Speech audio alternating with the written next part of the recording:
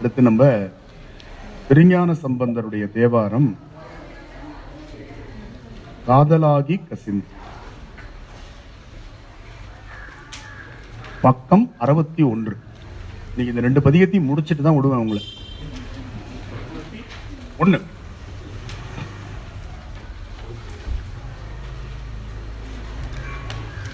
கம்பல்சரியா 2 பதிகம் பயிற்சி, 2 பதிகம் புதுசா அப்படி வச்சுக்கணும். இந்த 2த்துக்கும் உங்களுக்கு பன்முறை அப்புறம் தான் சொல்லி தரப்போம். இன்னைக்கு பாராயண முறை நம்ம தெரிஞ்சுட்டு போயிடும். இதனுடைய பண் கௌசிகம் அப்படின்னு பேரு. ராகத்துல பைரவி. பிளட் பிரஷர் இருக்கிறவங்க கண்டிப்பா இந்த பதிகத்தை பாடணும். பிளட் பிரஷரை கண்ட்ரோல் பண்ற ஆற்றல் பைரவி ராகத்துக்கு உண்டுன்னு சொல்லியிருக்கான். 7ஆம் நூற்றாண்டிலே பைரவின்ற ராகத்துக்கு கௌசிகம்ன்ற பண்ணல ஞான சம்பந்தர் பாடியிருக்காரு. ஏன் இதை நான் சொல்றேன் அப்படின்னா, நமக்கு எதிர்மறை சிந்தனை உள்ளவங்களை சந்திச்சோம்னா பிளட் பிரஷர் ஏறும். உண்மையா இல்லையா? பத்திரமா போயிட்டு வாங்கன்னு சொல்றவங்களை விட கீழே கீழே விழுந்து வைக்காதீங்க, தடுமாறிட்டே போவீங்க. நீங்க பார்த்து போங்கன்னு சொல்றது இல்லை, பத்திரமா போங்கன்னு சொல்றது இல்லை, பத்திரமா எடுத்துட்டு வான்னு சொல்றது இல்லை, போட்டு உடைச்சிடாத. இப்படித்தான் நம்ம நிறைய பேரை சந்திக்கிறோம். நமக்கு நம்ம குடும்பத்திலேயே இந்த மாதிரி ஆட்களை சந்திக்கிறோமே. மதுரையில திருஞான சம்பந்தர் எப்படிப்பட்ட ஆட்களோட ஒரு குறிப்பிட்ட காலம் அங்க தங்கியிருப்பார். எதிர் முகாம் எல்லாமே நெகட்டிவ், அவங்க பேசுறது எல்லாமே நெகட்டிவ். அப்ப இவரை பிரஷர் ஏத்தாம பாத்துக்கிட்டது கௌசிகப்பன். ஏன்னா மதுரையில பாடிய பதிகங்கள்ல 90% பதிகம் கௌசிகம். வீடலால வாயிலாய், நீங்க பாருங்க, செய்யனே, வாழ்க அந்தனர், எல்லாமே கௌசிக பண்ணிலே பாடியிருக்கு. ஏன் அப்படின்னா அவன் நம்மளை சூட ஏத்துவான். சாமி நான் சூட ஏறாம பாத்துக்க. அதே மாதிரி அங்க பாடின பதிகத்துல காந்தார பஞ்சமம் பாடியிருக்கலாம்ல, ஏன் பாடல? இது சூட கொடுக்கிற பதிகம். அங்க காந்தாரம் பாடுறாரு, குளிர்ச்சி பதிகம், மந்திரமாவது நீர். அங்க சூடு ஏத்துற பதிகம் ஒண்ணு கூட பாடல, எல்லாமே குளிர்ச்சி. ஒண்ணு பாண்டிய மன்னனுக்கு குளிர்ச்சி தர்றது, கௌசிகம் பாடுறவங்களுக்கு குளிர்ச்சியை தரும். பிளட் பிரஷரை கண்ட்ரோல் பண்ணிக்கிட்டே இருக்கும். எவ்வளவு ஒரு பெரிய ஆச்சரியம்! இது எல்லாம் எந்த புத்தகத்திலும் இல்லாமல் அனுபவத்தில் நான் சொல்லக்கூடிய விஷயம். இது எந்த உரை நூல்லையும் எந்த உரையாசிரியரும் எழுதுறது இல்லை. நான் இந்த பண்ணிலேயே ஆராய்ச்சி பண்ணிட்டு உட்கார்ந்துருக்கிறேன். எங்க போனாலும் இதுதான். முந்தா நாள் அது நிறைய எனக்கு விமர்சனம் வந்துச்சுன்னா அதை பத்தி கவலையும் படலைன்னு வச்சுக்கோங்களேன். ஒரு இந்த சித்தர்கள் ஞானிகள் அப்படிங்கிறவங்க வரிசையில குணங்குடி மஸ்தான் சாஹிப் தர்கால போய் நான் திருமுறை இந்த அவர் பாடிய பாடல்களை பாடினேன். என்ன எல்லாம் வச்சு செஞ்சுட்டாங்க. அது ஃபேஸ்புக்லேயும் சரி, வாட்ஸ்அப்லேயும் சரி. நான் அதை பற்றி எதுவும் கவலைப்படலை. அங்கே போய் நான் திருநீர் வைத்துக்கொண்டு இதே உத்திராட்சத்தோடு உட்காந்து பாடினேன். அங்கே அவர்கள் அனுமதித்தார். அது ரொம்ப முக்கியம். நீ வாட்ஸ்அப்பில் பாருங்க. இன்னொரு ஆச்சரியம், அங்கு திருநீர் தருகிறார்கள். அந்த தர்கால மட்டும் வேற எங்கேயும் நீங்க பார்க்க முடியாது. திருநீர் கொடுக்குறாங்க. ஏன் அப்படின்னா அவர் திருநீற்றை பாடியிருக்கிறார். ஞான சம்பந்தருக்கு அப்புறம், திருநாவுக்கரசருக்கு அப்புறம், நம்முடைய அருளாளர்களுக்கு அப்புறம் திருநீரை பாடியிருக்கார். எனக்கு குரு அகத்தீசன் பாடியிருக்கார். அகத்தீசன் பாடுறார், ஈசனேன்னு பாடுறார், பரமசிவ வெள்ளமேன்னு பாடுறார் இறைவனை. கடைசியா முடிக்கும் பொழுது எனக்கு சிவஞானம் கொடுன்னு முக்தி அடைஞ்சிருக்கார். பாட்டு இருக்கு. நான் எதுவும் இட்டு கட்டியோ கதையாவோ செவி வழி செய்தியோ சொல்லல. அவருடைய பாடல்கள் 1079 பாடல் கிடைச்சிருக்கு. ஒண்ணு கூட அவர் தானா எழுதி வைக்கல, அவருடைய சீடர்கள் குறிச்சு வச்ச பாட்டு. அவ்வளோ அவர் பாடும் பொழுது இந்த பாட்டை பாடி பாடி கொடுத்துருவாராம். சீடர்கள் எழுதி எழுதி வச்சிருக்காங்க. 1079 பாட்டுங்க. ஒரு பாட்டு 2 பாட்டு இல்ல, தமிழ்ல பாடியிருக்காரு. கிடைச்சதே அவ்வளவு. அது இதுல இருந்து கிளம்பி சென்னைக்கு போயிட்டார். அவர் பிறந்த ஒரு தொண்டி செய்கு அப்துல் காதிர்ங்கிறது அவருடைய இயற்பெயர். போயிட்டார். அவருடைய குருநாதர் குணங்குடி சாஹிப். அவரையே சொல்லிட்டு இருந்தனால இவர் பேர் குணங்குடி தாசன். குணங்குடியாருன்னு இவர் ஆயிட்டார். இவர் குணங்குடி மஸ்தான் சாஹிப், அவர் குணங்குடி சாஹிப். அப்படியே போயிருக்கார் ஞானத்தை தேடி. சின்ன வயசுல 49 வயசு தான் இருந்திருக்கார். சின்ன வயசு தான்.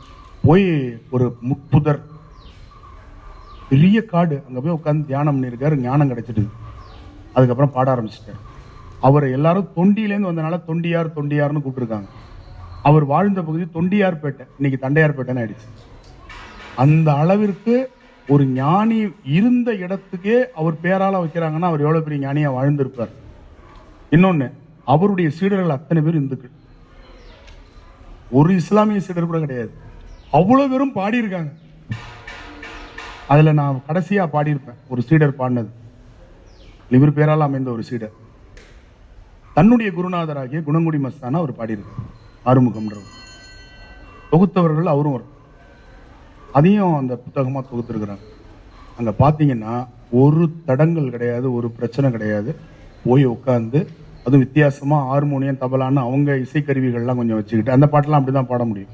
நான் அந்த தேவாரம் போல பாடல் முழுக்க முழுக்க முழுக்க அந்த இசை மரபுகள் எப்படி வருமோ அந்த மாதிரி எடுத்து அந்த பாடல்கள் கிட்டத்தட்ட 1.5 மணி நேரம் 100 பேர்கிட்ட வந்திருந்தாங்க. நம்ம ஆட்கள் அவங்க ஆட்கள் எல்லாம் உட்காந்து கேட்டாங்க. ஒரு சின்ன சலனம் இல்லை. அவங்க ஒன்னே ஒன்று மட்டும் கேட்டுக்கிட்டாங்க. ஒரு 10 நிமிடம் அந்த பாங்கு சொல்ற நேரம், இந்த கரெக்டா அந்த நேரம் வரும் பொழுது கொஞ்சம் 6 மணிலேருந்து 6:15 வரையும் நிறுத்திக்கோங்க அப்படின்னாங்க. கரெக்டா திருப்பி 8 மணிக்கு பாங்கு சொல்ற நேரத்துக்கு கச்சேரியை முடிச்சிட்டோம். வேற ஒண்ணுமே இல்லை. அது ஒரு ரம்ஜான் நாள்ல ஒரு தடையும் இல்லாமல் அந்த நிகழ்ச்சி நடந்தது. வாரியார் சொல்றதுதான் திருப்பியும் சொல்றேன். விமானத்துல போறவங்களுக்கு பள்ளம் மேடு கிடையாது. சித்தர்களுக்கு ஜாதி மதம் இனம் மொழி நாடு ஜெண்டர் எதுவும் கிடையாது. சித்தர் அவங்க எல்லாரையும் ஒன்னா பார்க்கக்கூடியவர். அவங்க கிட்ட போய் நம்ம சாதி மதத்தை பார்க்கறதோ அல்லது அவங்களுடைய அருள் பாடல்களை நாம பாடுறதுனால நமக்கு இது நினைக்கிறதோ தவறான விஷயம். புரியுதா? அதனால சித்தர்கள் ஞானிகள்ல நம்ம என்ன பண்ணக்கூடாது, பேதப்படுத்தக்கூடாது. இன்னும் சொல்ல போனா திருவிசைப்பால 2 வைணவர்கள் இருக்கிறாங்க. புரியுதா? சாக்கிய நாயனார் சமணர்கள். நமக்கு வரலாறு படிச்சாதான் தெரியும். சைவத்துக்கு முற்றிலும் எதிரான ஒரு சமயத்தில் இருந்து கொண்டு சிவத்தை வழிபட்டார் சாக்கிய நாயனார். அதனால சாக்கியர் என்ற சொல்லே சமணத்தை குறிக்கக்கூடிய சொல்லு. சாக்கியர், அந்த நாயனார் பேரே சாக்கிய நாயனார். அப்புறம் சமணராக இருந்து சைவராக அப்படி எல்லாம் பாத்தீங்கன்னா திருநாவுக்கரசரே 52 வயசு வரையும் சமணராக தான் இருந்தாரு. 52 ஆண்டு காலம் இந்த தமிழ் திருநாவுக்கரசர் கற்றுக்கொண்டது சமணத்தில் இருந்து. ஏன்னா அவங்க தான் இலக்கண இலக்கியங்கள் எழுதினாங்க அந்த காலத்துல. இலக்கண நூல்கள் எல்லாமே சமணர்களால் எழுதப்பட்டது. அதுக்காக அந்த இலக்கணம் படிக்காம விட்டுறலாமா? என்ன வானத்திலையும் குதிச்சு வந்த ஏலியன் அவங்கலாம் நம்ம ஆளுங்க தானே எல்லாருமே. குறிப்பிட்ட காலம் அவர்களை அதுதான் அவங்க சொல்லுவாங்க. அந்த காலம் வரை பெருமானுடைய அருள் கிடைக்காதனால அவர் அப்படி இருந்தாருன்னு சொல்லுவாங்க. அதனால நீங்க பேதப்படுத்த வேண்டாம். நாம இருக்கணும். அங்க போய் நம்ம வேஷம் போட்டுக்க கூடாது. அங்க போய் நம்ம நான் இதா பண்றேன், அங்க போறேன் இங்க போறேன் அப்படி இல்லை. நான் அங்கே வழிபாடு செய்வதற்காக போகல. அந்த சித்தரை அவருடைய பாடல்களை அவங்க இடத்துல போய் பாடுகின்ற எல்லாருக்கும் நான் எப்படி பாடுறேன்னா அது மாதிரி தரையில் அமர்ந்து கொண்டு, அவங்க மேடை இருக்கு, நான் மேடையில் உட்கார மாட்டேன்னு சொல்லி தரையில் அமர்ந்து கொண்டு அதை பாடணும். இதுதான். இன்னும் சொல்ல போனா திருநீரே பூசாத சித்தர்கள் எத்தனையோ பேர் இருக்காங்க தெரியுமா? அவங்க அதையும் கடந்தவர்கள், சிவ அடையாளங்களை கூட கடந்தவர்கள். தேவாரம் என்ற சொல்லுக்கு இன்னொரு பொருள் நீங்க லெக்சிகன் சொல்லுவாங்க, தமிழ் லெக்சிகன், பேரகராதி, சென்னை பல்கலைக்கழகம் போட்டிருக்கு, கூகுள்ல இருக்கு. அதுல தேவாரம் என்பதற்கு என்ன போட்டிருக்குன்னு பாருங்க. இந்த பாட்டு ஒரு பொருள் தேவார பாட்டு, இன்னொன்னு பூசை பெட்டின்னு போட்டிருக்கு. தேவாரம் என்ற சொல்லுக்கு பூசை பெட்டி. குதம்பை சித்தர்னு ஒருத்தர் போன மாசம் அங்க போய் பாடிட்டு வந்தேன். அந்த குதம்பை சித்தர் பாடியிருக்கார், தாவாரம் இல்லை தனக்கொரு வீடு இல்லை, தேவாரம் ஏதுக்கடி குதம்பாய் தேவாரம் ஏதுக்கடி. தேவாரம் எதுக்கு பாடுற அப்படின்னு நம்ம பொருள் புரிஞ்சுக்கிட்டோம்னா எவ்வளவு தப்பாயிடும். அவர் என்ன சொல்றாரு, துறவின்னு சொல்ற, உனக்குன்னு தங்கறதுக்கு வீடு இல்லைன்னு சொல்ற, உனக்குன்னு சொத்து பத்துன்னு இல்லை, எதுக்கு பூசப்பட்டியை தூக்கிட்டு அலையிற? இப்பதான் நமக்கு பொருள் புரியும். தேவாரத்தை ஏன் தூக்கிட்டு அலையிறன்னு சொன்னா, பூசை பெட்டியை தேவாரம்னு சொல்ற வழக்கு சித்தர்கள் காலத்துல இருந்திருக்கு. அது நம்ம அந்த பேரகராதியில பார்க்கணும். நீங்க இங்கிலீஷ்லயே பாத்தீங்கன்னா ஒவ்வொன்றுத்துக்கும் 1 2 3 4 5 6 பொருள் போட்டிருப்போம். ஆக்ஸ்போர்ட் யூனிவர்சிட்டி டிக்ஷனரி பார்க்கணும், நம்ம அட்வான்ஸ் லேர்னர்ஸ் டிக்ஷனரி. நம்ம டைரக்டா லிஃப்கோ டிக்ஷனரி இதை பார்த்தோன்னா 1 தான் போட்டிருப்போம். ஒரே சொல் இருக்கும், அதுக்கு நிறைய பொருள் கொடுத்திருப்போம். ஒவ்வொரு காலகட்டத்தில் ஒவ்வொரு பொருள் இருக்கும் இல்லையா? சார் அப்படின்றதுக்கு நம்ம நேரடியா பொருள் பார்த்தோம்னா மதிப்பு மிக்க மனிதர் அப்படின்னு போட்டிருக்கு, அதுக்கு கீழே போட்டிருப்போம். இது வந்து இந்தியர்களை ஆங்கிலேயர்கள் சொல்ல சொல்லு, ஒரு ஆங்கிலேயன் இன்னொரு ஆங்கிலேயனை சார்னு கூப்பிட மாட்டான்ற விளக்கம் பின்னாடி தான் இருக்கும். நம்ம டிக்ஷனரியில் அது இருக்காது. ஸ்லேவ் ஐ ரிமெம்பர் அப்படிங்கிறதுனுடைய சுருக்கம் சார். நம்ம பார்க்குறவங்களாம் சார் சார்னு சொல்லிட்டு இருக்கிறோம். ஆனால் ஒரு ஆங்கிலேயன் ஒரு ஆங்கிலேயனை சார்னு கூப்பிட மாட்டான், மிஸ்டர் போட்டு பேரை சொல்லி தான் கூப்பிடுவோம். ஒரு சின்ன குட்டி குழந்தை, இந்த குழந்தை என்ன பேர் சொல்லுமா, சொல்லவே சொல்லாது. நம்ம பண்பாடு. ஆனா அங்க நான் லண்டன் போன போது இத்தனோண்டு வாண்டு, அது 2வது தான் படிக்குது, மிஸ்டர் நல்ல சிவம் அப்படின்னு தான் என்ன கூப்பிடுது. கேட்கறதுக்கே நல்லா இருக்கு. பேர் கூப்பிடுறது தானே வச்சிருக்காங்க. அது சின்னது கூப்பிட்டானே பெருசா கூப்பிட்டானே. ஆனா நம்ம கூப்பிட மாட்டோம், அது மரியாதை குறைவு அப்படின்னு நினைச்சிட்டு இருப்போம். ஆனா அங்க அப்படிதான் பேர் சொல்லி தான் கூப்பிடணும். சார்னு கூப்பிடவே மாட்டாங்க. நீ சுட்டு போட்டாலும் ஒரு இங்கிலீஷ்காரன் இன்னொரு இங்கிலீஷ்காரனை சார்னு கூப்பிட மாட்டான். உண்மைதானே? லண்டன்ல பணியாற்றினவர். இது வந்து நம்ம ரொம்ப நம்ம கவனிக்க வேண்டிய ஒரு விஷயம். ஆனா நம்ம எல்லாரையும் இங்க சார் கூப்பிட்டு இருக்கோம். சரி, அடுத்தது இந்த பண் நான் சொன்ன அமைதிப்படுத்தக்கூடியது பண் இது சொன்ன வைப்ரேஷன். உடம்பில் உள்ள செல்கள் வைப்ரேஷன் பண்ணக்கூடியது. இதனுடைய பன்முறை தான் அதற்குரிய முழு பலன். பாராயண முறை உங்களுக்கு மனப்பாடம் பண்றதுக்காக சொல்லி தரேன். முழு பலன் அடையணும்னா என்ன பண்ணணும்? பன்முறையில பாடணும். அது எப்படின்னு பாடி காட்டுறேன் பாருங்க, அமைதியா கேளுங்க. அது நடத்தும்போது கோவிலே அமைதியாயிடுச்சு. காதலாகி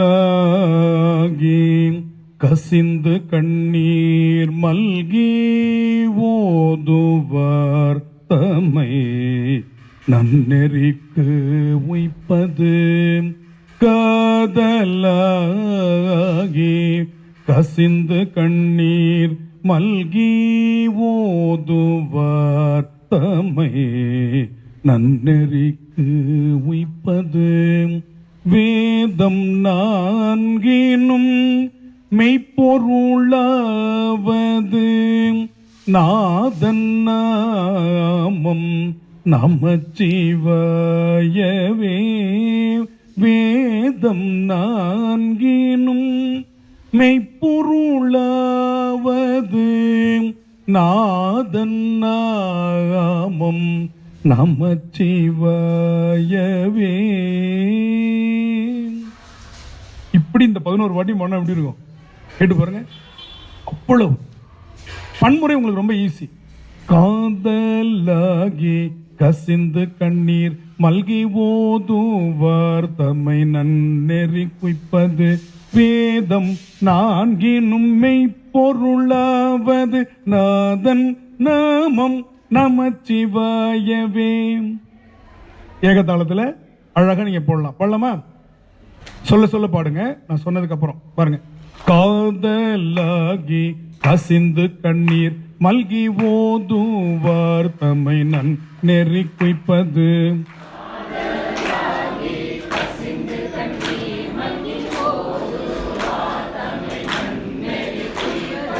வேதம் நான்கினும் மெய்ப்பொருளாவது நாதன் நாமம் நமச்சிவாயவே.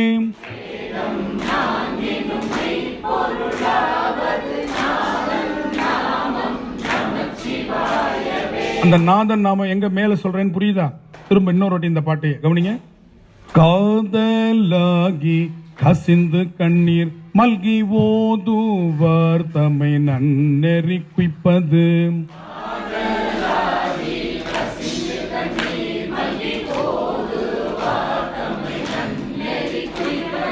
வேதம் நான்கினும் பொருளாவது நாதன் நாமம் நமச்சிவாயவே.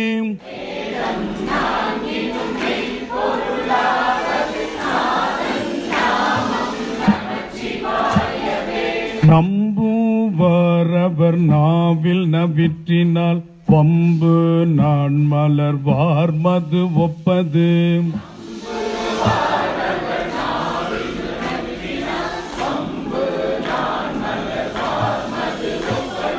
செம்போனார் திலகம் உலகுக்கெல்லாம் நம்பன் நாமம் நமச்சிவாயவே.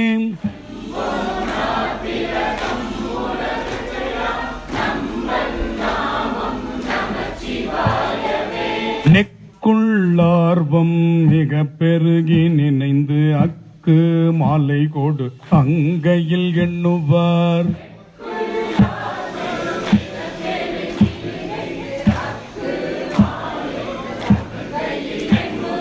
அக்கு மாலைன்னா உத்ராட்சம். உத்ராட்சத்தை அங்கையில் எண்ணுவார்னா இந்த இப்படி என்றது இருக்கு இல்லையா, தவம் செய்யும் போது என்றோம் இல்லையா, அதை சொல்றார். தக்கவானவரா தகுவிப்பது நக்கண்ணாமம் நமச்சிவாயவே.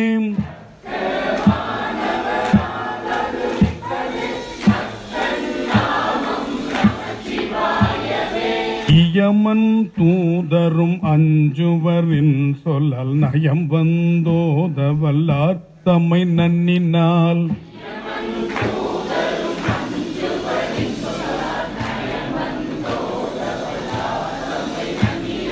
நியமம்தான் நினைவார்க்கினியான் நெற்றி நயனல் நாமம் நமச்சிவாயவே.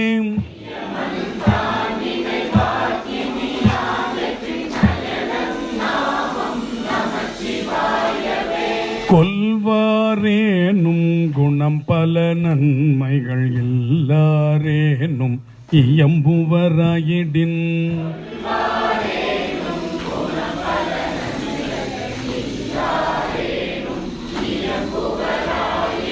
எல்லா தீங்கையும் நீங்குவர் என்பரால் நல்லார் நாமம் நமச்சிவாயவே.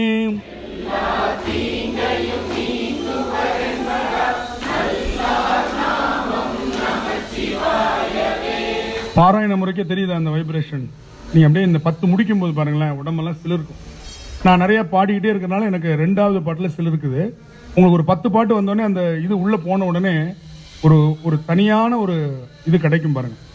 மந்தரமான பாவங்கள் மேவிய பந்தனை அவர் தாமும் பகர்வரேல்.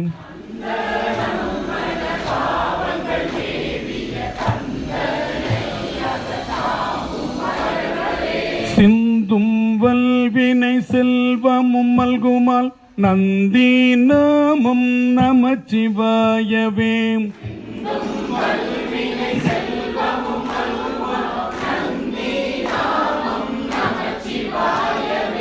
நரகம் ஏழ் புக நாடினராயினும் உரை செய்வாயினராயின் உருத்திரர்.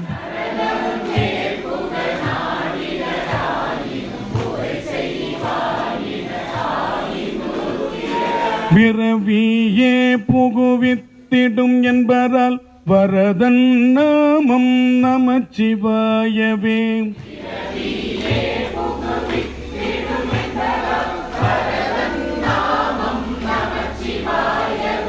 எக்காரணம் கொண்டு 2வது வரியை மேல கொண்டு விடாதீங்க. இதுல கொஞ்சம் மேல போயிடுச்சு. உருத்திரர் வரையும் கீழே தான். முதல் 2 வரியும் கீழே தான். நல்ல கவனிங்க. இலங்கை மன்னன் எடுத்த அடுக்கல் மேல் தலங்கொள் கால் விரல் சங்கரன் ஊன்றலும்.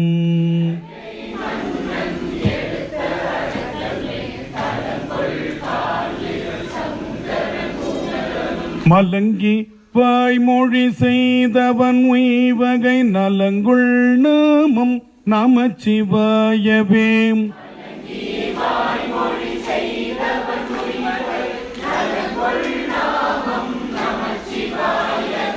போதன் போதன கண்ணனும் மண்ணல் தன் பாதம் தான் முடி நேடிய பண்பராய்.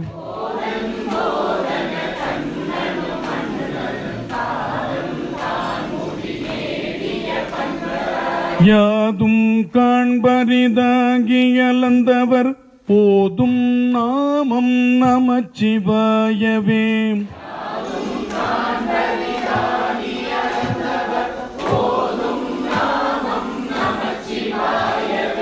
கஞ்சி மண்டையர் கையில் உன் கையர்கள் வெஞ்சொருள் மிண்டர் பிறவிலர் என்பரால்.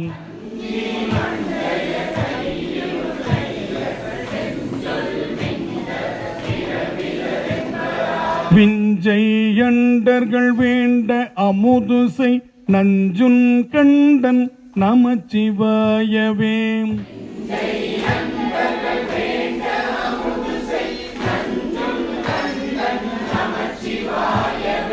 நந்தி நாமம் நமச்சிவாய எனும் சந்தையால் தமிழ் ஞான சம்பந்தன் சொல்.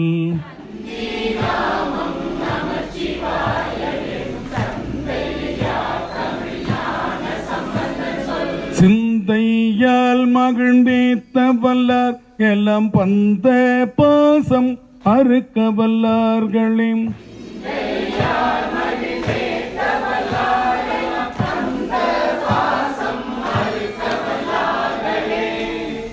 இப்படி இருக்கு. இத ஒரு 2 தடவை 3 தடவை நீங்க படிங்க. இந்த இதுல இதுவும் தக்கிட்ட தான். தக்கிட்ட தக்கிட்ட தக்கிட்ட தக்கிட்ட தக்கிட்ட தக்கிட்ட தக்கிட்ட தக்கிட்ட தக்கிட்ட தக்கிட்ட தக்கிட்ட தக்கிட்ட தக்கிட்ட தக்கிட்ட தக்கிட்ட தக்கிட்ட அப்படியே ஸ்ருதி சேரும்.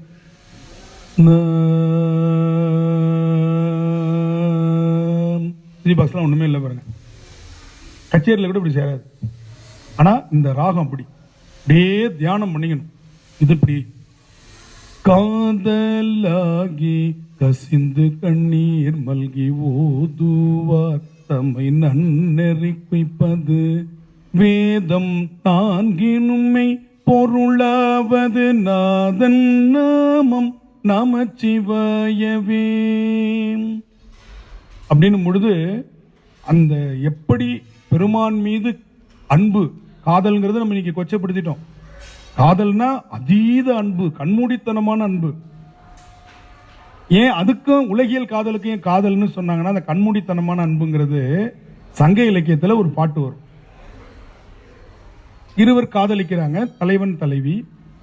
அப்ப தலைவி தலைவனை பார்க்கறதுக்கு வரா. அப்ப எதை கொண்டு போய் கொடுக்கறது பழக்கம். இப்பயும் நம்ம அப்படிலாம் வச்சிருக்கிறோம் இல்லையா? ஒருத்தவங்க வீட்டுக்கு போறோம், இல்ல ஒருத்தரை பாக்குறதுக்கு போறோம், காதலனுக்கு எதாவது கொண்டு போனோமே அப்படின்னு டெய்லி அவனே கொடுத்துட்டு இருக்கான். எப்பயாவது நம்மளும் கொடுப்போம் அப்படின்ட்டு பார்த்துருக்கிறா. எதுவும் கிடைக்கல. வீட்டுல இருந்து எடுத்துட்டு போனா எங்க போற, எதை எடுத்துட்டு போற, ஏன் போறேன்னு கேட்டுருவாங்க. அப்ப டக்குன்னு ஒரு காய் தொங்கிட்டு இருக்கு, அதை உருவி எடுத்துட்டு போயிட்டான். நான் உனக்காக ஒண்ணு கொண்டு வந்திருக்கிறேன் அப்படிங்கிற. இவன் காதல் மயக்கத்தில் இருக்கானா, கையை பிராண்டி வாங்கி வாயில போட்டு தின்னு முழுங்கிட்டு வெள்ளக்கட்டி இவ்வளவுதான் கொண்டு வந்தியா, வேற இருக்கான்னு கேட்டிருக்கான். அவ கையில ஒன்னே ஒன்று இருக்கு. என்னன்னு பார்த்தா அது வேப்பங்காய். வேப்பங்காயை கொண்டு வந்திருக்கிறா. பரிச்ச வேகத்துல அவளுக்கும் தெரியல. காதல் மயக்கத்தில் இருக்கிறவனுக்கு அவ அன்போடு கொடுத்த பொழுது வேப்பங்காய் கசக்கல. இது எப்ப தெரியுமா சொல்றா? தோழி சொல்றா. கல்யாணம் ஆகி கொஞ்ச நாள் ஆச்சான். அதுக்கப்புறம் தோழி வீட்டுக்கு போயிருக்கா. எப்படி இருக்காங்க ரெண்டு பேரும் பாக்குறது? ஒரே சண்டை வீட்டுல, கட்டா முட்டான்னு எல்லாம் பாத்திரம்லாம் உருளுது. என்ன அப்படின்னு குடிக்க தண்ணி கேட்டிருக்கான். அவ பாரி மலையிலிருந்து வரக்கூடிய சில்லுன்னு இருக்கிற சுனை தண்ணீரை கொண்டு வந்தாளாம். அந்த சுனைக்கு மேல அருமையான ஒரு மரம், அந்த மரத்துல ஒரு தேன் கூடு, அந்த காத்துல தேன் கூடு அசைஞ்சு அசைஞ்சு தேன் கொட்டி அந்த சுனை தண்ணியை அவ்வளவு தித்திப்பா இருக்கான். அதை கொண்டு வந்து கொடுத்தா. என்ன தண்ணி கசக்குதுன்னு விட்டு எறிஞ்சானா. தீ முன் தீப்பி, திருமணத்துக்கு முன் திருமணத்துக்கு பின், என்ன உன் அன்பு அப்படின்னு சொல்லி அவன் நினைவுபடுத்துற. காதலிக்கும் பொழுது வேம்பின் பைங்காய், பைங்காய்னா புரியுதா? பச்சை காய். நீங்க பழம் கூட, வேப்பம் பழம் கூட இனிக்கும். வேம்பின் பைங்காய் என் தோழி தரினே இனிதன உண்ட நீர் அன்றே. அதை சாப்பிட்ட இனிப்புன்னு. பாரிமலையின் பனி சுனை தென்னீர், அதுவும் ஆர்வ வாட்டர் மாதிரி தெளிந்த நீரா. பாரிமலையின் பனி சில்லுன்னு இருக்கு, சூடா கூட கொடுக்கல. பனி சுனை, சுனை நீருக்கே மினரல் வாட்டர் டேஸ்ட் இருக்கும். தண்ணீர் தரினே கசந்ததே நீரே அப்படின்னு சொல்லி அந்த தலைவி அவங்க ரெண்டு பேரையும் சமாதானப்படுத்தி ஒத்துமையாக்கிட்டு வருவா. அந்த காலத்து தோழி எல்லாம் அப்படி இருந்திருக்கிறாங்க. இப்ப நல்லா போயிட்டு இருக்க குடும்பத்துல உள்ள இதானே சீரியல் எடுத்துட்டு இருக்கிறான். விளங்குமா குடும்பம்? நல்லா போயிட்டு இருக்கோம். ஒரு தோழி வந்துட்டு போவா, முடிஞ்சு போச்சு கதை. அவன் குடும்பத்துல கூடி கும்மி அடிச்சுட்டு கிளம்பிடும். அது அன்னைக்கு தோழி எப்படி இருந்திருக்காங்க பாருங்க. சண்டை போடுற வீட்டுக்கு போய் அவனுக்கு அந்த பழைய காதல் நேரத்தில் எப்படி இருந்துச்சுன்றதை நினைவுபடுத்தி அவங்க ரெண்டு பேரையும் அவ்வளவு அழகா அந்த குடும்பத்தை. இது சங்க இலக்கியத்தில் வருது. அப்ப காதல்ல இருக்கிறவங்களுக்கு என்ன தெரியாது? குறைகள் தெரியாது. அப்ப பெருமானை காதலாகி கசிந்து அப்படின்னு சொன்னா நீங்க எப்படி இருக்கணும்? அப்படி இருந்தா ஆனந்த கண்ணீர் வரும், அழுகை கண்ணீர் அல்ல. அழுகை கண்ணீர் இந்த இடத்துல இருந்து வரும், மூக்கு வழியா வழியும். ஆனந்த கண்ணீர் இப்படி வழியும், காது வழியா. நான் படுத்துக்கிட்டு அழுதா என்ன பண்றேன்னு கேட்க கூடாது. அவங்க நினைக்கிறாங்க சரி படுத்துக்கிட்டு அழுதா சோகமா இப்படித்தானே வழியும், இவர் என்ன இப்படி சொல்றாரு? பொதுவா நான் அழுவுறது சொல்றேன். ஆனந்த கண்ணீர் கரிக்குமா? இது ஆனந்த கண்ணீர் இனிக்கும், அழுகை கண்ணீர் கரிக்கும்னு சொல்லி சொல்றாங்க. நமக்கெல்லாம் அந்த ஆனந்த கண்ணீரே வந்ததில்லை, அதனால அதை நம்ம டேஸ்ட் பண்ணி பார்த்தது இல்லைன்னு வச்சுக்கோங்க. இருக்கிற பிக்கல் புடுங்கள்ல ஆனந்த கண்ணீரா வருது. அதனால இதெல்லாம் பாடுங்க. எவ்வளவு அழகா சொல்ற, காதலாகி கசிந்து கண்ணீர் மல்கின்னு அப்படி ஓதுவார் தம்மை. ஏன் இது 5-6 வாட்டி பாட சொல்றேன்? ஓதுதல் அப்படின்னு சொன்னா பலமுறை பாடுதல். அதனாலதான் பலமுறை பாடுறதுனால உங்களுக்கு என்ன பேர்? ஓதுவார்னு பேர். ஒரே பாடலை பலமுறை பாடினால் அதற்கு பேர் ஓதுதல். மசூதி தர்கால எல்லாம் ஒரே விஷயத்தை பலமுறை சொல்றதுக்கு என்ன சொல்றோம்? ஓதுறாங்கன்னு சொல்றோம். வீட்டுல மனைவி கணவன்ட்ட ஒரே விஷயத்த சொல்லிட்டு இருந்தா காதுல நல்லா ஓதி விட்டா அப்படின்னு வீட்டுல பிள்ளையை பெற்ற தாய்மார்கள் சொல்றது நீங்க கேட்டிருக்கலாம். என்னத்தை ஓதி விட்டான்னு தெரியல, இவன் இந்த குதி குதிக்கிறான் அப்படின்னு. அப்ப திரும்ப திரும்ப ஒரே விஷயம் வீட்டுல பேசியிருக்காங்க அப்படின்னு நம்ம கண்டுபிடிச்சிடலாம். இந்த ஓதுதல்ங்கிறதுக்காக சொல்றேன். நீங்க எதுவும் தவறா நினைச்சு கூட புரியணும்ல, நமக்கு எதுவா இருந்தாலும் தேவாரத்தை புரிய வைக்கிறதுக்கு உலகியல் சொல்லாம புரிய வைக்க முடியாது. அப்ப காதலாகி கசிந்து கண்ணீர் மல்கி ஓதுவார் தம்மை நன்னெறிக்கு உய்ப்பது. இப்ப புரியுதா? ஒரு பாட்டு எப்ப நமக்கு முழு பலனை தரும்னு சொல்றார். இது எப்படிப்பட்ட மந்திரம்? வேதம் 4 மெய்ப்பொருளாவது. 4 வேதத்தை விடவும் சிறப்பானது, காயத்ரி மந்திரத்தை விடவும் சிறப்பானதுன்னு சொல்றார். அந்தியுள் மந்திரம் 5 எழுத்துமேன்னு சொல்லுவார். அந்த இதுல அந்தியுள் மந்திரம் 5 எழுத்துமேன்னு. இந்த பாட்டுல என்ன சொல்றாரு? நாதன் நாமம் நமச்சிவாயவே. இறைவனுடைய திருநாமம் எது? நமச்சிவாய். நந்தி என்ற சொல் நாம காளையை குறிப்பதாக நாம எடுத்துட்டு இருக்கிறோம். அந்த சொல் சிவபெருமானுடைய சொல் நந்தியம்பெருமானுக்கு கிடைத்திருக்கிறது. ஆனால் அந்த சொல் யாருக்குரியது? சிவபெருமானுடைய 1000 திருநாமங்களில் நந்தின்னு ஒரு திருநாமம் உண்டு. நந்தீசன்னு பேர் சிவபெருமானுக்கு. அதை தன்னுடைய வாகனத்துக்கு கொடுத்திருக்கார். நம்ம வாகனத்துல நம்ம பேரை ஒட்டுறது இல்லையா? அந்த மாதிரி அவர் பேரை அவர் காளைக்கு ஒட்டியிருக்கார். நம்ம வாகனத்துல ஸ்டிக்கரை மறைச்சு ஒட்டுறோம்ல, கம்பெனி பேரையை மறைச்சு நம்ம பேரை ஒட்டுறோமா இல்லையா? இன்னைக்கு பிள்ளைங்க எல்லாம் ஒட்டிக்கிறோம்ல. அது மாதிரி சிவபெருமான் என்ன பண்ணிருக்காரு? அவர் பேரை ஒட்டியிருக்காரு நந்தின்னு. அதுக்கப்புறம் அவர் நந்தி ஆயிட்டார். அதே மாதிரி வரதராஜன் என்ற பெயர் திருமாலுக்குரியதல்ல. பெருமானுடைய சகஸ்ரநாமத்துல வரதன் நாமம் நமச்சிவாய். வரதன்ற சொல்ல திருமாலுக்கு கொடுத்திருக்கார். அதே போல சக்கரம் சிவபெருமானுடையது, அதை திருமாலுக்கு கொடுத்துட்டார். சரி, நீ தான் நிறைய பயன்படுத்த வேண்டியிருக்கும், எனக்கு எல்லாருமே அடியார் திருந்திட்டான், உங்ககிட்ட அடியார் தான் திருந்தாம இருக்கான்னு சக்கரத்தை அவர்கிட்ட கொடுத்துட்டார். சக்கரம் கொடுத்த இடம் திருவிழி மிழலை. சிவபெருமான் சக்கரத்தை பயன்படுத்தின இடம் தெரியுமா? தெரியுமா? திருவிற்குடி வீரட்டம். சலந்தராசுனை சக்கரத்தை வைத்து கொண்டார்னு வரும். அதை திருமாலுக்கு கொடுத்தார். சம்பரர் கருளி சலந்தரன் வீழ வீய தழல் உமிழ் சக்கரம் படைத்த. ஓமமாம்புலியூர் தேவாரத்தில் சொல்றாரு, சக்கரம் சிவபெருமானால் படைக்கப்பட்டது. அது திருவிசைப்பால வரும்பொழுது மாலுக்கு சக்கரம் அன்று அருள் செய்தவன் மன்னிய தில்லை தன்னுள் பாலுக்கு பாலகன் வேண்டி எழுதிய திருவிசைப்பால வருதா? அதுல மாலுக்கு யார் சக்கரம் கொடுத்தா? சிவபெருமான் கொடுத்தாருன்னு வரும். மாலுக்கு சக்கரம் அன்று அருள் செய்தவன் மன்னிய தில்லை தன்னுள் ஆலிக்கும் அந்தனர் வாழ்கின்ற சிற்றம்பலமே இடமாக பாலித்து நட்டம்பயில வல்லானுக்கே பல்லாண்டு கூறுதுமே. திருப்பல்லாண்டுல இந்த செய்தி வருகிறது. அப்ப சக்கரம் சிவபெருமானுடையது, வரதன்ற பேர் சிவபெருமானுடைய, நந்தி நாமம் நமச்சிவாய இங்க சொல்றாரு இல்லையா? அது சிவபெருமானுடைய திருநாமம் நமச்சிவாய என்று இந்த பாட்டுல சொல்றார்.